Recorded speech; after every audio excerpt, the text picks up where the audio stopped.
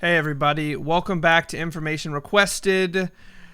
My name is Bamfilosophy, and this is my co-host Remixt, and it's been a bit of a minute, but we're back, and we have It has. some amazing news for you. But first, We do. Remixt, what have you been up to? Well, I think it's been like a month now since we screwed up the stuff that we'll talk about later, but we both had a little bit of a snowpocalypse in the past happen near the beginning of February Yeah, now. we're both in Uh, Texas, by the way. I live right. just north of Austin. You hmm live Yeah, around the Dallas-Fort Worth area, right? that's correct. Okay, so we were like right in the path of the ice storm.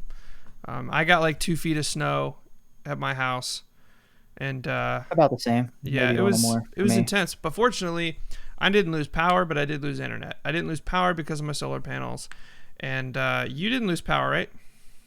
Yeah, I didn't lose power. Got very lucky. It might be because I live close to a water tower or something, but Oh, we did that's have to good. boil our water for a while. But yeah, Cool. we survived. Helped some family out. Um, got very lucky. A lot of people not so much, but yeah, we made it through, and here we are. Sweet. Um, Yeah, here we are. And okay, just to be completely transparent, we recorded this episode already once, yeah. and we have a big announcement Oh, that we're going to announce in like a couple minutes. And we wanted to announce it on the last podcast, but I needed the approval from Hidden Gnome Publishing before I could say it. But I assumed that they were going to give me the go ahead to announce it.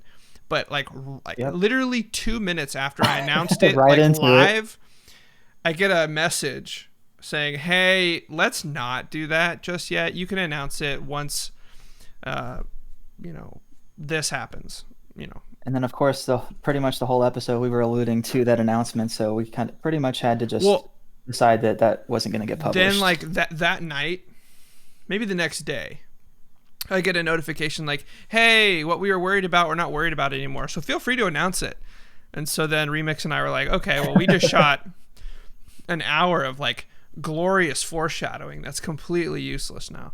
So then we Yep. had about a week of scheduling conflicts, but here we are on a Sunday evening coming to you to finally bring to you the Finally. information you didn't request, but that you're going to be happy we're getting for you. Okay? Yep. It's actually not Hope you even guys are ready. information, it's just an announcement. Yeah. But But go ahead. all right. So our major announcement is that Banff will be giving an exclusive interview with Will White in early April. Yeah. I Yeah, huge. I don't know how it came to be other than I was in contact with Will's brother Sam, who runs the social media stuff. Um, just because we meme at each other, and I had like been wanting to interview Will for this podcast, but he was away, and so I started working on some questions that I sent over to Sam, and then like a month later, Sam's like, "Hey, would you wanna interview Will?" I think he doesn't Would you? typically do interviews, but I think being interviewed by y'all or by you would be the least painful. It's like, sweet, hell yeah. And I so, think that's probably the. Go ahead. I mean, Sorry. yeah, it's like the dream. I mean, I've talked to him in person before at Dragon Con and stuff, so it's not like it's going to be a stranger asking him stranger questions. But this I think is, that yeah, it's go ahead. funny. The least painful comment. It's like the only time that you'd be happy to hear something like that. It's like it's the least painful for me to talk to you. It just seems kind of like it's like maybe you don't want to hear that normally, but I guess when it comes to interviews, especially with Will White and how he doesn't seem to like him too much, I think Well, that it's you can make an exception on that one. every interview he does great on. But it's just Yeah, like who he is. He doesn't like the spotlight at all. But he's an yeah, author, and so every time he has a new book coming out, he typically needs to do yeah. some form of marketing. But this There's time always a he's part of the process yeah you might not like, for sure. yeah. But I mean this time. So first of all, he took the first quarter off, right? And he's coming back, and the next book has always been assumed to be coming out at the end of Q1, early Q2. That's like his schedule that he keeps. Last year, he released the last 2 Elder Empire books. The year before that, he released, I don't know, Uncrowned maybe? No, yeah, I think so. It wasn't Uncrowned. It was Underlord. It was Underlord, because later in the year, he released Uncrowned. Oh, right, and then yeah. it was another year before we got another Cradle book, Wintersteel. Yeah, so he has like this end of Q1, end of Q3, or like early Q4, early Q2 release cycle.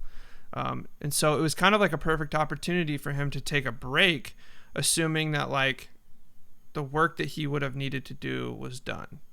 And so I don't know if that's true, and I can't wait to ask him, but it almost has to be true that the work has been done, and he went on vacation with like a clean mental desk, so to speak. So he's not thinking about Cradle because that manuscript's done, and he can just go off and play video games, read all of the books that he wants to read, write something new, etc.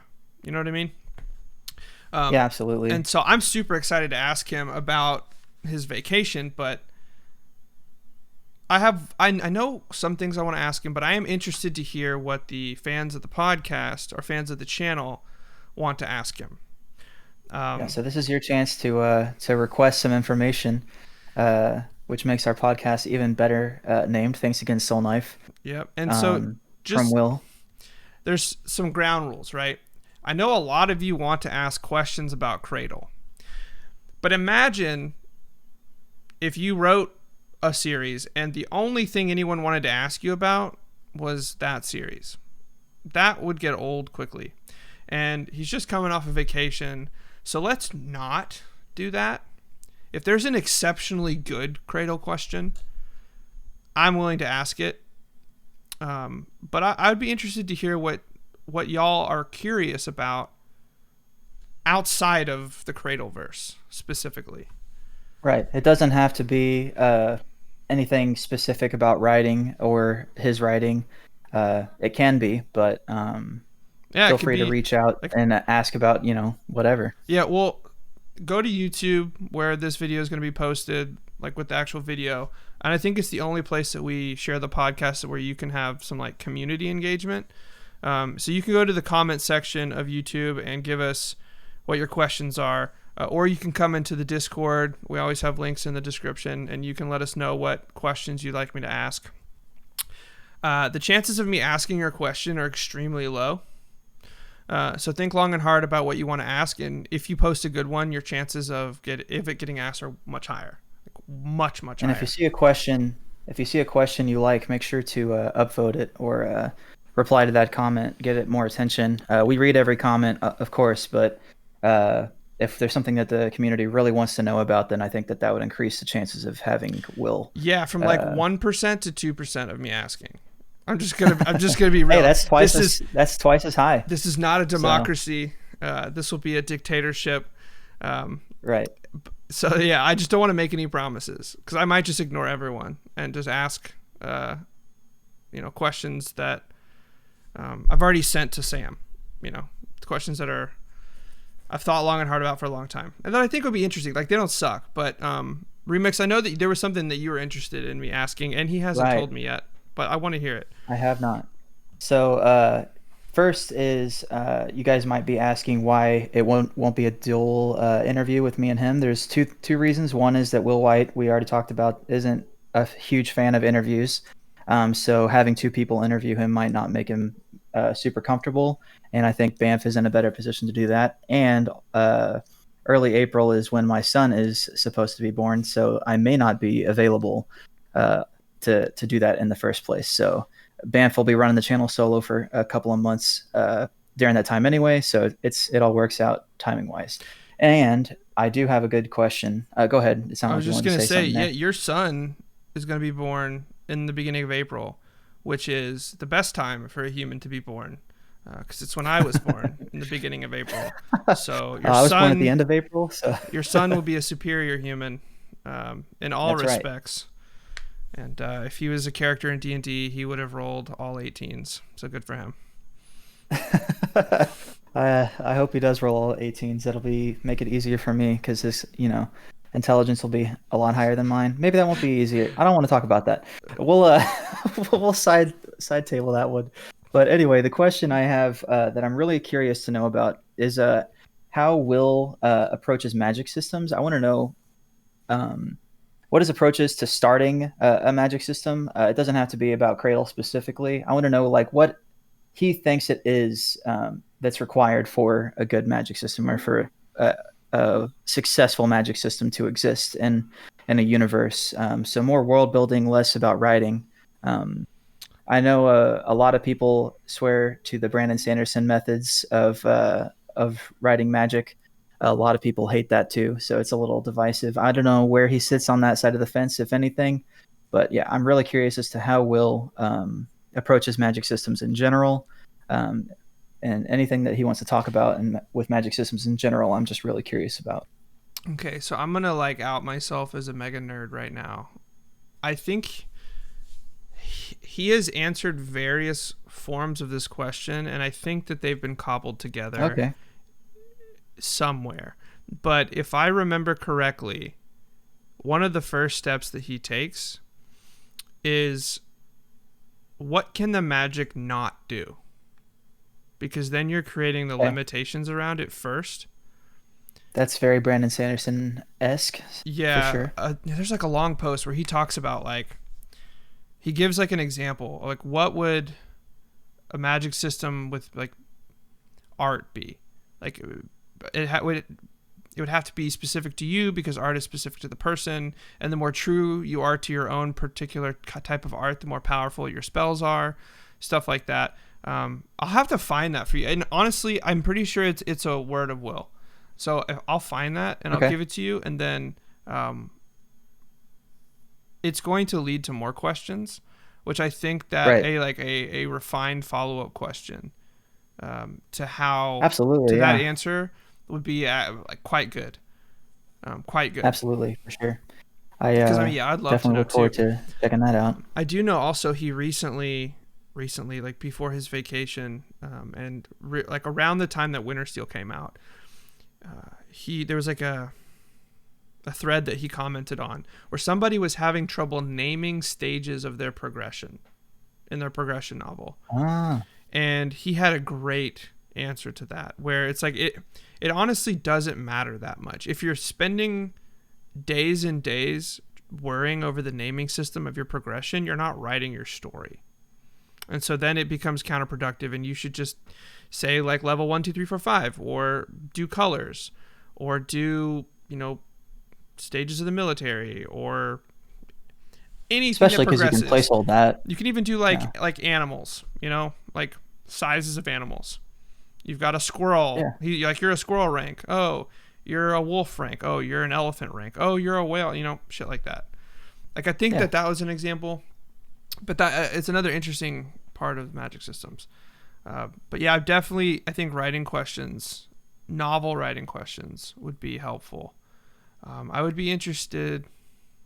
Again, I'm just spitballing here. I don't know if I'm gonna ask anything like this, but thoughts on like certain trends in self-publishing, like what his thoughts are. Like the dungeon phase that people were starting to copy right when the Divine Dungeon series came out, it seemed. No, not necessarily that. I'm thinking more like the writing on Patreon, the weekly chapter model, like the web serial model versus like the writing your book, going through like a more traditional editing cycle, and then making most of your revenue that way. But then also like how do like I'd be interested to like hear him talk about like his obligation as an author, like as the sole author for Hidden Gnome Publishing. Like he's this is probably one of the reasons why he had to go on vacation, because like he's kind of the sole provider for the whole company in terms of like new products. I know we're kind of getting a little bit businessy here, and less like progression fantasy, but the progression of a business, right? you'll constantly need revenue, because like cash is the lifeblood of a business. It's the madra. Like the more you have, the more you can progress yourself. You know, progression in Cradle requires resources, and a publishing company requires new books to stay in business. Now I'm thinking of another question that isn't, the answer is so unimportant, but I was just curious as to how he came up with the name Hidden Gnome. I wonder if that was in a word of will, but like I wonder if he. It might be, but I don't remember either. Yeah, I just really like that name, but it just seems so different. I love it. So anyway, yeah. So many different questions that we could ask Will, and that's why we want to get some more information from the comments or from the Discord, to see what it is that you guys think. And like we said, no guarantees that your question will get asked, but you can at least put it out there in the universe, so that way, maybe it does. But look forward to that for sure. Remixt, I have a question for you. Okay, let's hear it. What if we did have some sort of like a competition where you and I find the best question that we both agree is the best? Okay. And then that question for sure gets asked. That's a really good idea. I think contests for sure will help people refine their questions, and we won't get every single what's after what are the ranks of the Abaddon, or something silly that Will obviously won't answer or won't want to answer at the very least. Yeah, I'm not going to pick any question that's a read and find out question. Yeah. This is let's community, Cradle community. This is your chance to shine. This is your chance to rise up above your stereotype and ask a compelling, intellectually stimulating, and engaging question. I believe in you. Yeah, this is the progression of the Cradle community. Will you reach the ranks of? This is your this is your Underlord revelation request. Why? Yeah, I don't know where I'm going with that. Like, why do you? I don't even. Why do you practice the questioning arts? So dumb. Anyway, yeah, let's stop drawing parallels. So let's do a contest. So, anyway, best question will definitely get asked by Bamf to Will. Indeed. And your time starts now. Of course. All right. So last time we were on this podcast, Remixt, you took us down the bloodline lane in your head. The Remix Director's Cut edition of wait, we have one more thing. Okay. Wait, we do have we need to talk about what we're reading, and then we'll get back into my bloodline nonsense. Okay, so before we get into that, I'm going to give some context. Because the last time that we did this, that will never get aired because we had to scrap the whole thing, you recommended a book to me, a series to me. And I have read 75% of this series, and so now I can talk about it. What was that series, and why did you recommend it to me? So that series is Art of the Adept by Michael G. Manning, and I recommended it for a couple of reasons. One is because the writing and the prose is impeccable, at least to me. Of course, that's a very opinionated thing, but it's very easy to read. It's got a lot of comedy, a lot of progression, and a good magic system, great character development, even some romance in there. I feel like it's got a little bit of everything, and it's just really good. So that's why I recommended it, and I'd love to hear what you think about it now that you've actually been through most of it. Okay, so listeners, it is not lit RPG. So this was a mark in Remix's favor. It was one of the reasons why he was able to convince me to read it, because the book has been edited. The book does not have stat sheets at all.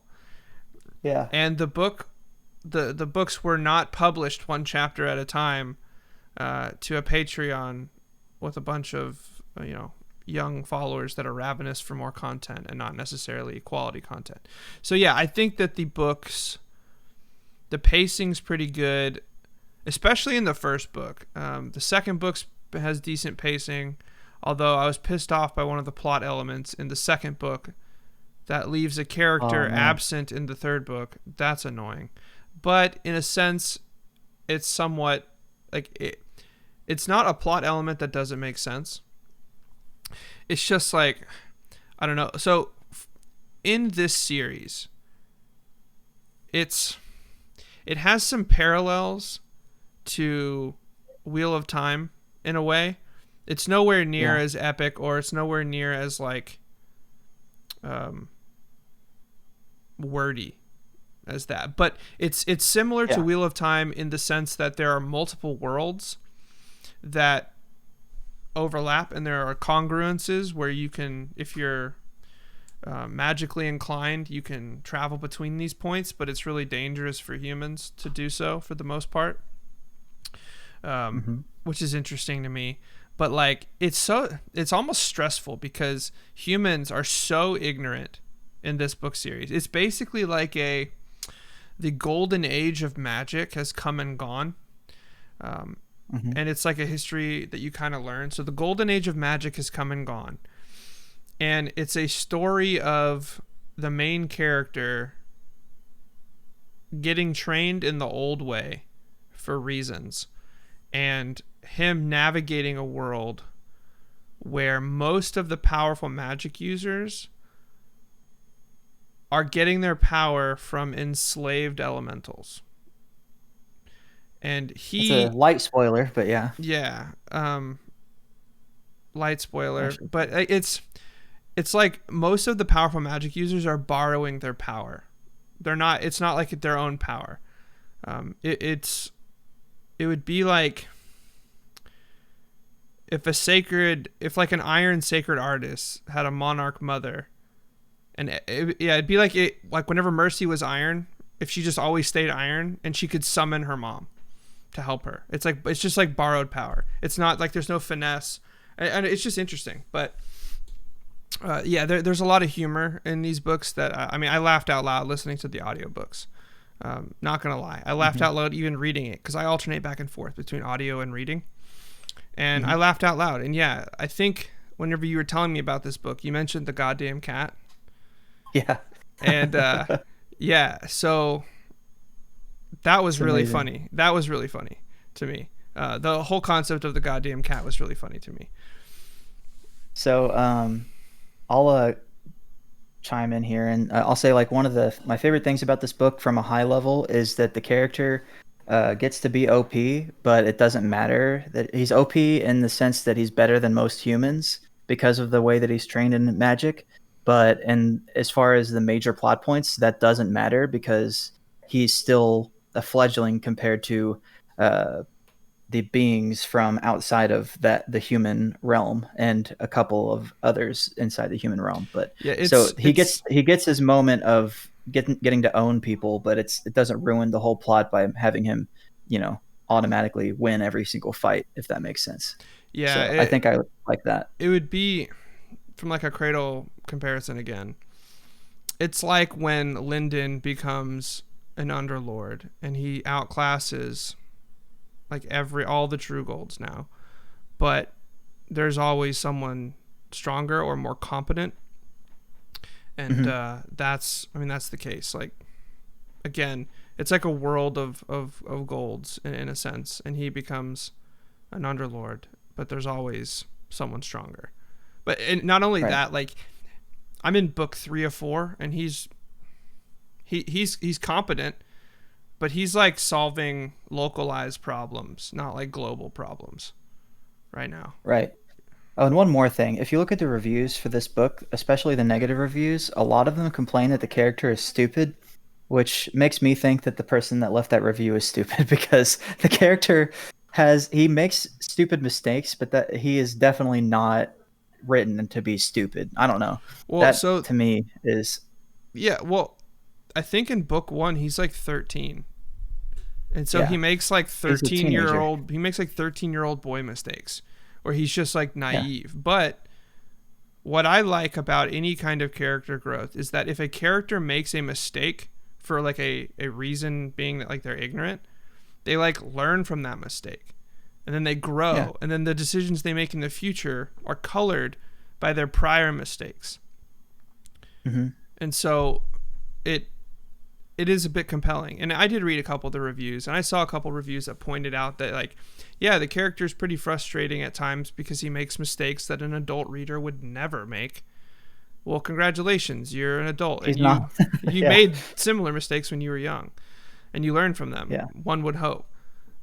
So yeah, I mean that didn't bother me at all. Again, frustrating, somewhat stressful when bad things happen to people we're cheering for, but at least it's one of those situations where I'm starting book one and I know there's 3 other books, so I know that like it's not going to be like a Game of Thrones situation. Although to be fair, I started Game of Thrones and Oh I yeah. knew there were other books, and I still got Yeah, I to was gonna own. say bad analogy, I think, on that case because Game of Thrones Yeah. had more books too, but yeah.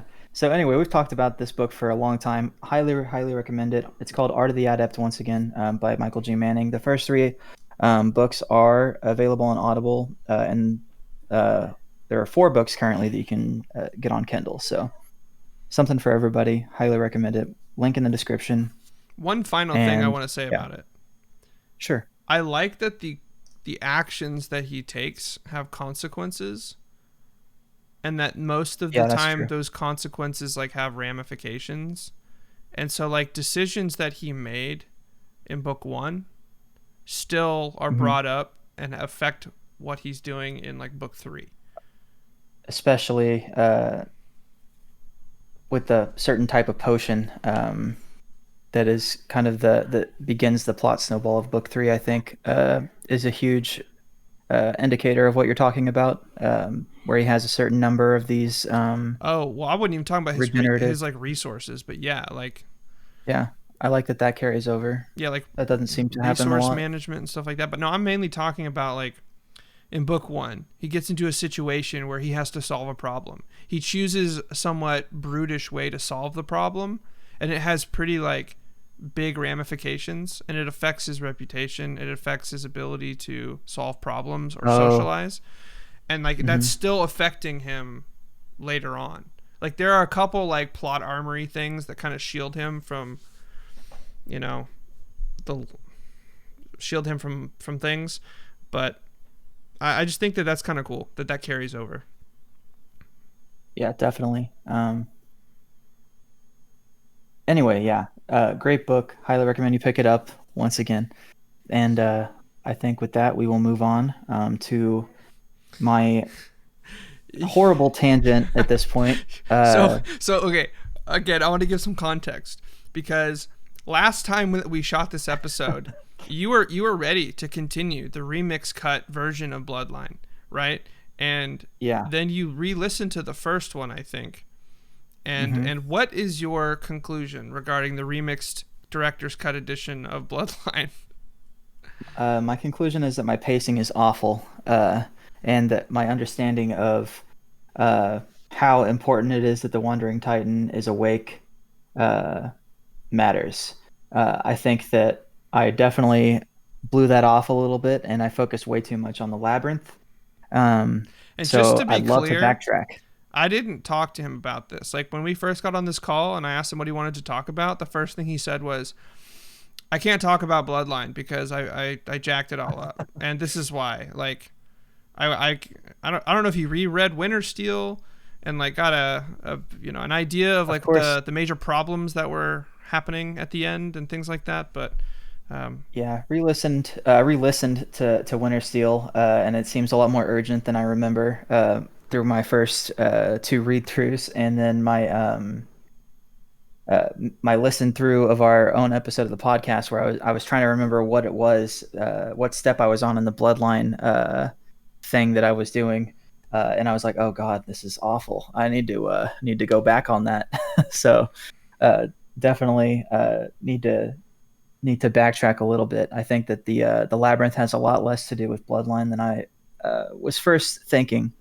Um, I mean, who so knows? yeah, Who Yeah, knows? I don't know. But yeah. So I guess let's recap a little bit before we close out, since I'm assuming you're not going to do a remixed director's cut this time. No, I think we're gonna leave that to the professionals. And yeah. Okay. So just to recap, everybody, I will be interviewing Will in early April.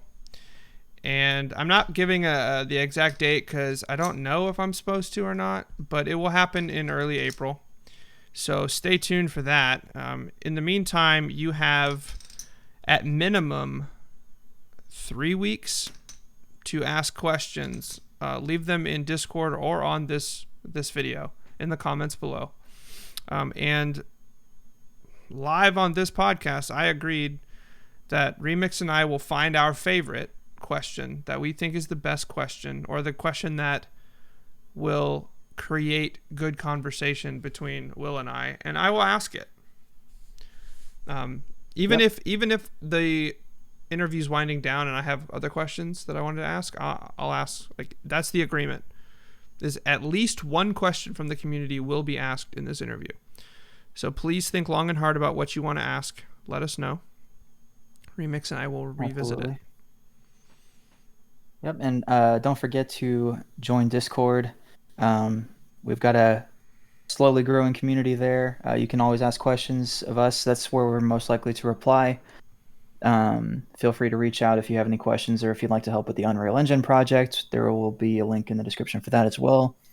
And yeah, until next time. Sweet. Until next time, this has been Bamf and Remixt. This is Information Requested. Thank you for your time, and have a great day. Bye.